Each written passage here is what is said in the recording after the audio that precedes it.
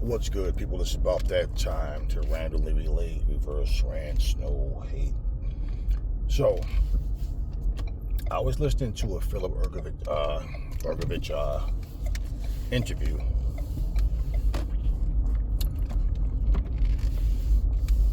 Philip Hrgovic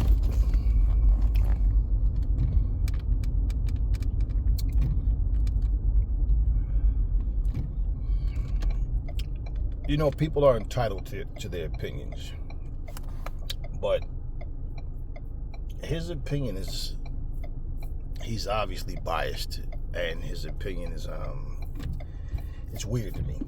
So, he basically says all of these people make Anthony Joshua beating Francis Ngannou a big deal, right? And I told you Francis Ngannou wasn't on his level, plain and simple. Like, AJ should have went there and whooped his ass. Okay, and he did. So it's impressive the fact that he did what he was supposed to do and held it down for boxing and represented himself like a champion's supposed to. Okay, now he says when he beats Ngannou Wallin, you make it a big deal, right? There's some jealousy there. There's some animosity. Then he says Daniel Dubois, he doesn't see him as a good fighter. So if Daniel Dubois beats him, that he'll retire because he has big expectations of himself, and that he considers himself the best fighter in the world, and that if he can't beat Dubois, then he obviously isn't as good as he thinks he is. Okay. First off, understand something. The same AJ that fought Franklin, the same AJ that fought Robert Helenius, and got the knockout, and I told you this also, not just Rob McCracken not Rob McCracken, Ben Davison.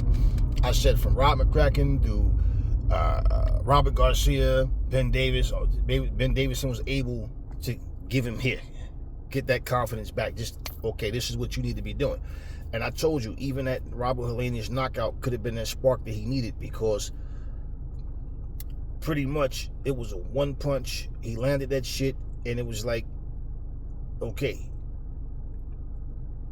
now you got the people talking again, right? And all of a sudden, when he fights against Ngannou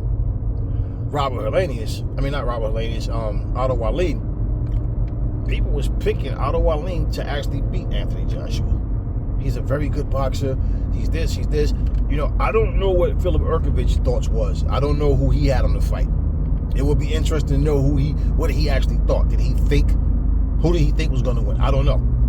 If he said anything about it, I don't know. But I'm just saying, because a lot of times people say something and then, they forget what they say, and they start backtracking. But what he failed to understand and acknowledge is that if Anthony Joshua hadn't had it in here, and that the same Anthony Joshua that fought Franklin, the cautious, not sure, not even, he wasn't even not sure so much. With Franklin, it was and it wasn't. He was sure, but that style he was trying to implement wasn't. It just trying to be a pure boxer. That's AJ is a boxer puncher. So for Hrgovic, it's like, you're a bit detached from reality, bro. Give credit where it's due. The man bounced back. He was in a slump where he was trying to fight a style and trying to have a mindset of trying to be a Larry Holmes. You understand what I'm saying? Like, that's not him. That's not what Anthony Joshua is. So he basically, if he didn't have what he needed, that click, that switch, yeah, then he would. I still think he beats Wallin, but it would have been a way tougher fight than it needed to be, simply because of the mindset. Now, you as a fighter should be able to understand that. This was not the same Anthony Joshua. So he said the win was just normal. Okay, so the question to me is, well, what was your big wins? Like, what was your big wins? And don't say Zhang, because if you bring up Zhang, AJ beat him in the amateurs already. Okay, yeah, it's different in the pros, but bottom line is, okay, he already shared the ring with him is my point, regardless. So what was your big wins? Okay, and so pretty much for you to say if Dubois beats you, then you'll retire because you don't consider him a good fighter. Maybe it's because your head is not in the right space, man. I think Philip Hrgovic is a tough guy. He's tough. He's gritty. And, he comes to fight. But I am by no stretch of the mind like, oh, my God, Philip Hrgovic, that dude is, whew. No, I don't feel like that about him. Like he's, he look, man, listen. When a fighter is dangerous, right? And you acknowledge that fighter is dangerous. You yourself, that doesn't mean you're scared. It means you're using your good judgment. No, this guy's dangerous. I can't, you shouldn't take any opponent lightly. But the way Philip Hrgovic is talking, he's going to retire if, when he was talking, I'm saying to myself, like, man, stop all of this diva nonsense, man. I'm going to retire if I lose to Dubois. Like, come on, man. Don't make us hold you to that. When you start doing this kind of stuff, this is when people really will get tired of you and feel like, all right, you said this and you said that, and then you went there and you got beat. And even if he was to win, let's just be honest, okay? If he was to win and he struggled, well, that still wouldn't say anything good about you because you said you don't see him as a good fighter. That means you should go in there and destroy Dubois. You shouldn't struggle against a guy that's not a good fighter. Plain and simple. So, all of this talking that he's doing, it's just weird, man. Like, just like his train of thought is just weird to me. It's not professional at all. And like I said, he just sounds bitter, man. And a lot of times it's like people want the spotlight that other fighters have. But yeah, I mean, you and to say they made a big deal. Well, when he lost to Usyk, Anthony Joshua, okay, when he lost to Usyk, did that make you feel good? Like, yeah, AJ's not the same. It's obvious he's bounced back and he's back. Bottom line, you should be glad. That means you're going to go in there and go to war with a guy in top form, 100%. So I don't understand like the animosity. Like fighters just do weird shit, man. Like I don't care what era of time it is, or was, or whatever. I never understood this whole let me try to shoot down my opponents. Let me try to make it seem like I'm the only good fighter in the division. I don't care who it was. It's stupid to me. It's like, then your win means nothing. Your win means absolutely nothing. In fact, why didn't you say, to the Saudis, hey, look, man, give me a worthy opponent. Dubois is not on my level. That's an insult.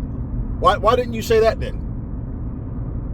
I mean, we saw you versus Zhang. We saw this. I mean, listen, let me tell you something. Philip Hrgovic,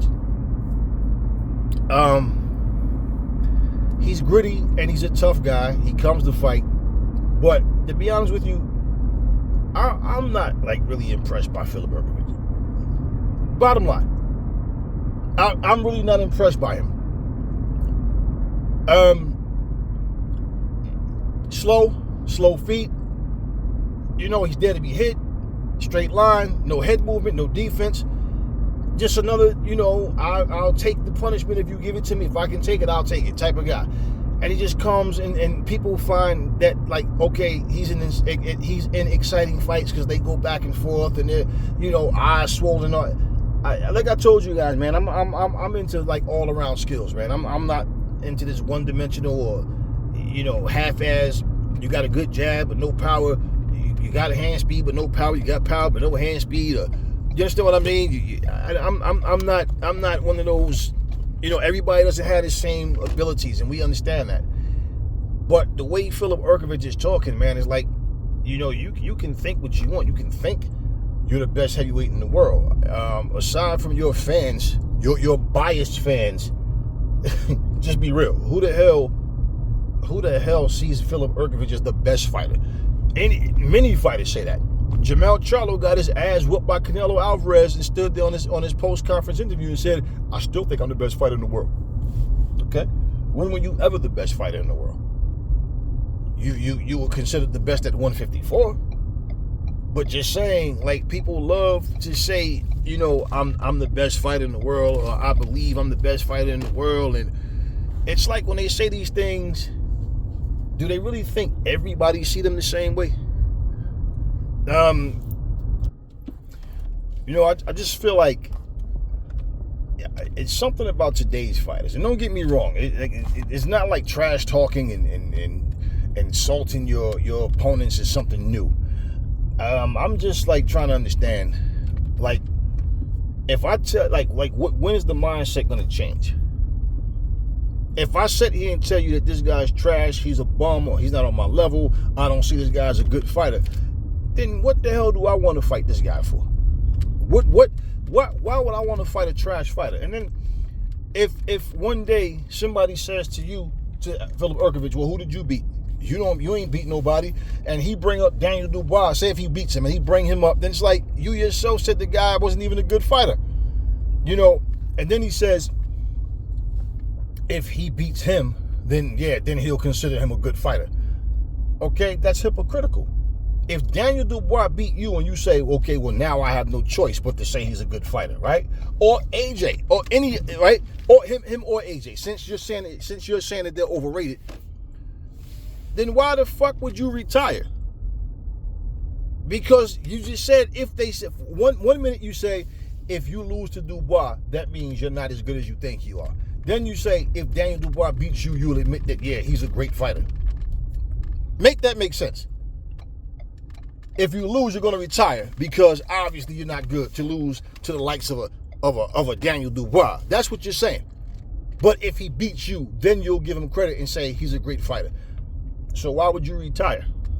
I mean, see, this is the type of stuff, I mean, that's why I say it's some animosity there. It's some bad, it's jealousy there, man. This isn't about just trying to sell a fight. You make it like, making yourself look like a hypocrite and making yourself look stupid isn't the way to sell a fight.